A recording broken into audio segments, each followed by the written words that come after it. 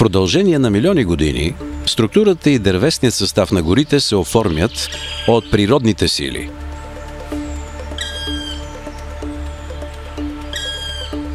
През последните няколко хилядолетия към тях се присъединява нов фактор – човекът. Той променя облика на горите целенасочено и често с разрушителна ефективност. За да се регулира експлоатацията на горите, през 16 и 17 век в Западна Европа се поставят основите на лесовъдската наука и управлението на горите. От тогава те са в непрекъснато развитие, благодарение на нарастващите познания за горските екосистеми. Днес горското стопанство се възприема като приложно изкуство за управление на горските ресурси, което има за цел осигуряване на непрекъснати ползи за хората.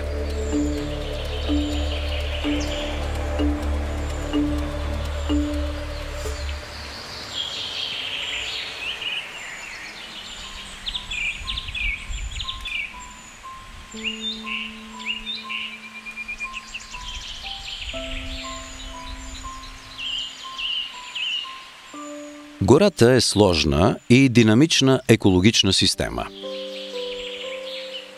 В резултат от милионите години еволюция и адаптация на организмите в нея, всички съставящи я компоненти са свързани помежду си. Горските екосистеми имат относително високо ниво на адаптивност, но премахването на ключови структурни и биологични елементи нарушава равновесието и може да има непредвидими последствия върху механизмите за саморегулация.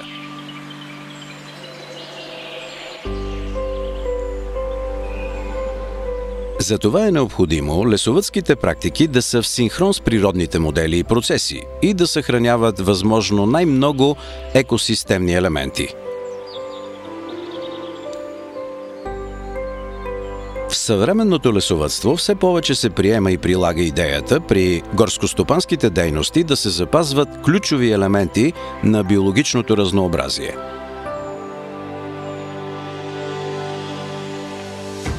Важна част от тях са стоящите живи и мъртви дървета с специални характеристики, които осигуряват местообитания за други живи организми.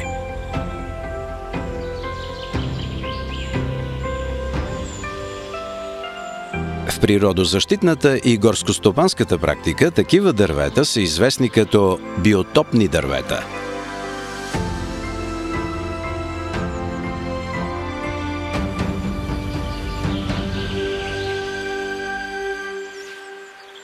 Защо е необходимо запазването на биотопни дървета? Биотопните дървета имат важна роля за съществуването на стотици растителни и животински видове и за поддържане на биологичното разнообразие в горите. Дърводобивът може да създаде неблагоприятни условия за организмите с по-нисък потенциал за разпространение и тези с специфични изисквания по отношение на местообитанията. Именно за това, запазването на биотопни дървета като част от структурата и биологичното наследство на насажденията е от съществено значение за възстановяването на екосистемата след горскостопански дейности.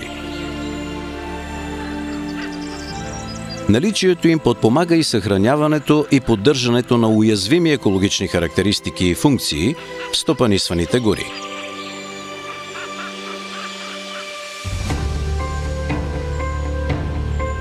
Важно е да се знае, че биотопните дървета нямат еднаква стойност по отношение нуждите на отделните видове организми, тъй като те използват различни техни характеристики.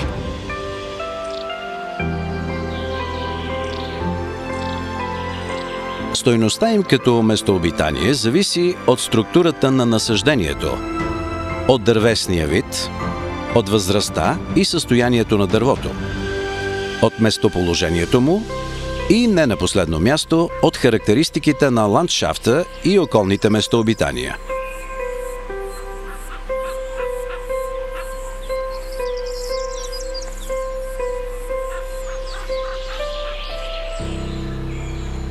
Кои са основните типове биотопни дървета?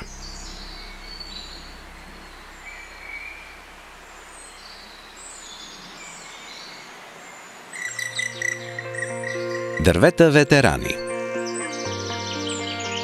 Както показва и името им, най-често това са стари дървета с размери близки до максималните за съответния дървесен вид.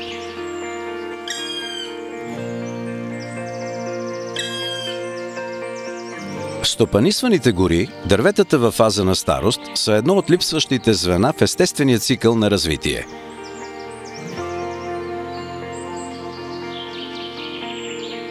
Дърветата ветерани са част от биологичното наследство на насажденията и според проучванията са от изключителна важност за пространствената им структура и за запазването на генетичното и видово разнообразие.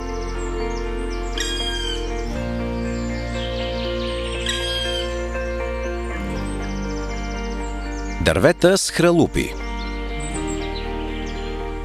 Дърветата с естествени вдлъбнатини или хралупи в стъблата или по-големите клони са особено важни за осигуряване на убежище и хранителна база за голяма група горски организми. Много от тези организми трудно биха оцелели, ако дърветата с хралупи в местообитанието им изчезнат.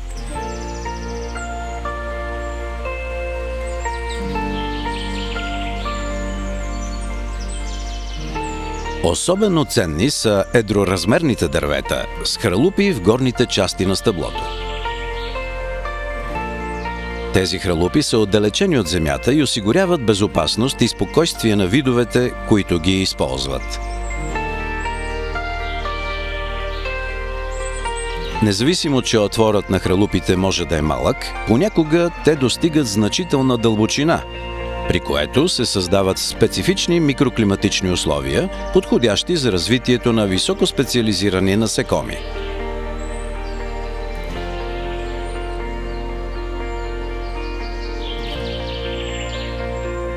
Дървета с значително покритие от мъхове, лишеи и гъби.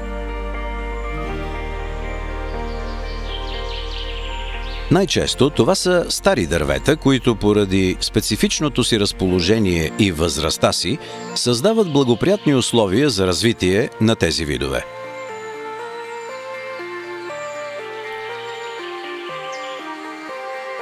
Дървета, в които части от кората са отделени от стъблото.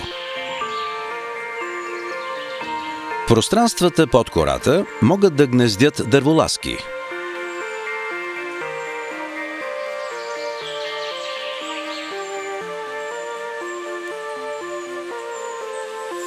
Тези места се използват за укритие и от редица други дребни животни.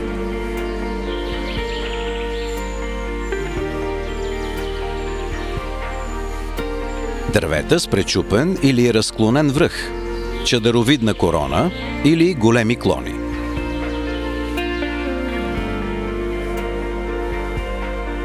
Дървета с такива структурни особености предоставят възможност на някои видове едри птици да изграждат гнездата си върху тези естествено формирали се платформи.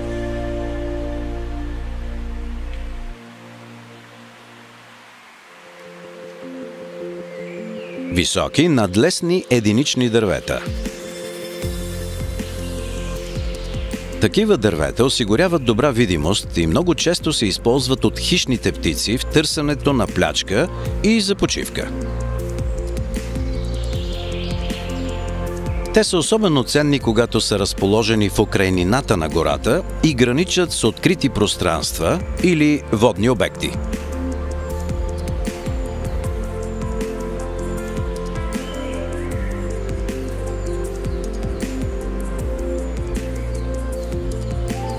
Дървета с признаци на използване от животински организми. Сред индикаторите, че дърветата се използват от различни видове животни, са наличието на хралупи, дупки, гнезда, остатъци от хранене като пера, кости, изпражнения, погатки и други.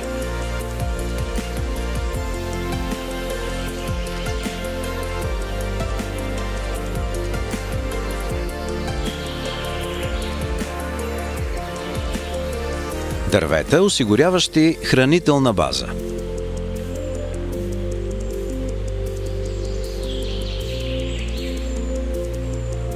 Най-често това са дървета от горскоплодни видове, но могат да бъдат и дървета от други видове с добре развити корони, които плодоносят често и обилно. Техните семена и плодове служат за храна на дивите животни.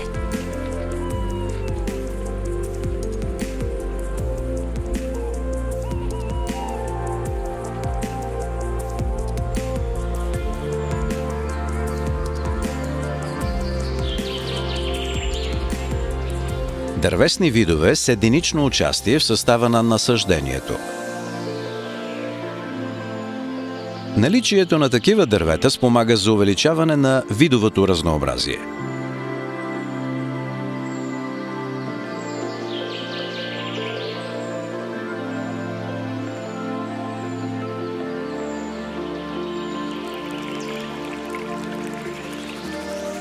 Групи дървета около влажни места или извори в гората.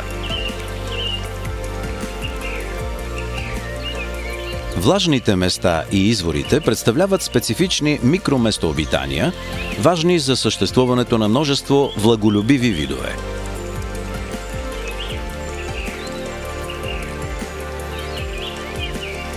В тях се размножават редица земноводни, а птиците и бозайниците ги посещават за къпане и водопой. Около тези места е препоръчително да се запазят групи дървета, които да поддържат специфичния микроклимат и да предпазват влажната зона от пресъхване и механични повреди при дърводобив.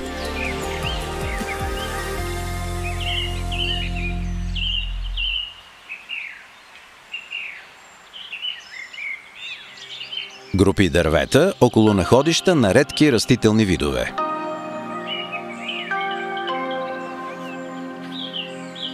Някои редки растения с специфични екологични изисквания се нуждаят от непрекъснато наличие на дървета и горска среда.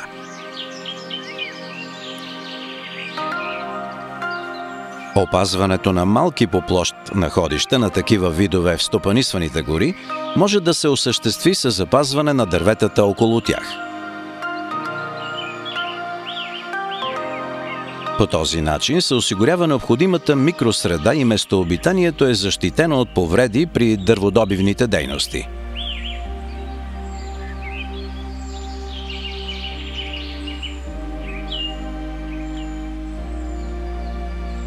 Стоящи мъртви дървета.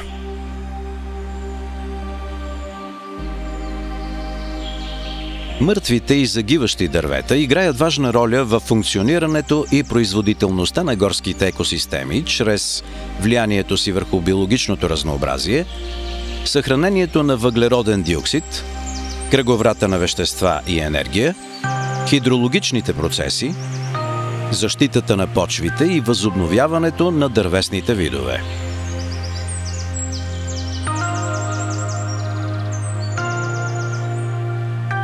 Мъртвата дървесина е важна за много видове лишеи, мъхове и гъби, за редица безгръбначни и гръбначни животни.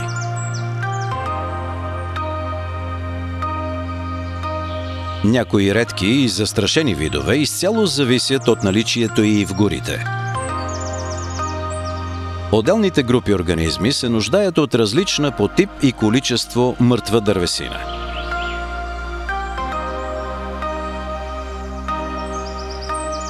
За поддържане на жизнения им цикъл от значение са следните характеристики на мъртвата дървесина: размер, дървесен вид, продължителност и фаза на разпад. Приема се, че мъртвите дървета с по-големи размери осигуряват наличие на повече микроместообитания и съответно жизнена среда за повече видове.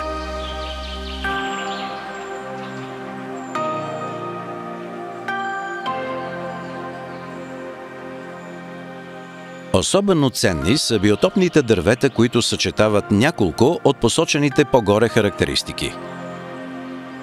Те задължително трябва да бъдат запазвани при лесовъдските мероприятия.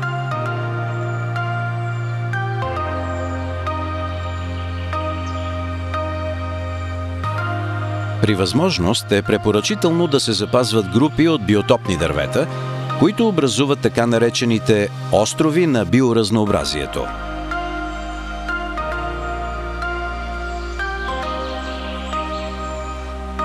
Какви мерки са необходими за запазване на биотопните дървета? За да се осигури дългосрочното запазване на идентифицираните биотопни дървета в стопанисваните гори, преди всичко е необходимо те да се обозначат на терен, за да бъдат запазени при маркирането и сечта. Обозначаването се извършва с трайни видими знаци, които са разпознаваеми за горските служители и горските работници. Например, силует на кълвач или древнотракийски и прабългарски рунически знаци, които са по-лесни за изписване.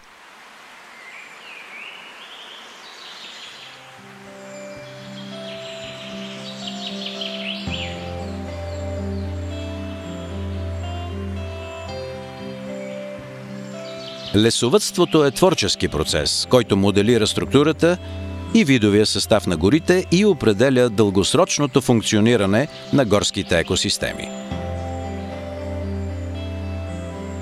От знанията и отговорността на лесовъдите зависи дали дейностите им в горите ще поддържат и балансират екосистемните процеси и ползването на дървесните ресурси, за да не се превърнат тези възхитителни живи творби на природата в преексплоатирано подобие на оригинала.